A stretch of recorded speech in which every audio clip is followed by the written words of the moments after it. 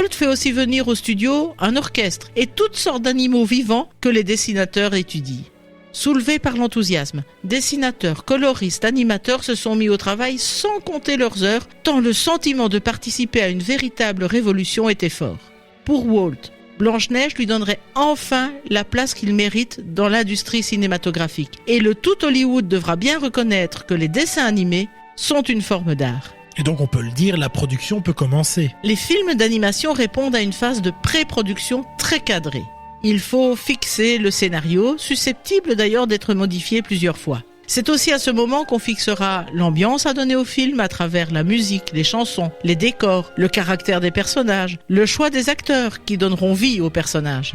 Une première ébauche de scénario sort le 9 août 1934 qui fixe les premiers éléments permettant d'étoffer l'histoire du conte. En septembre, un autre script précise le premier.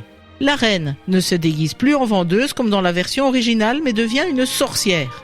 Les tentatives de meurtre de la princesse sont édulcorées. Il restera la scène du chasseur et l'empoisonnement par une pomme.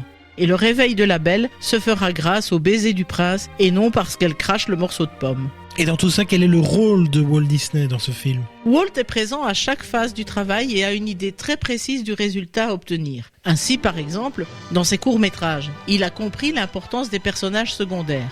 La nécessité d'étoffer l'histoire passera donc par ces personnages qui apporteront l'élément comique et la légèreté. C'est la raison pour laquelle il décide de nommer les 7 nains et de leur donner leur personnalité. Et malgré tout, plus de 3 ans pour produire le film, ça reste très long. Encore une fois, cela vient du perfectionnisme de Walt.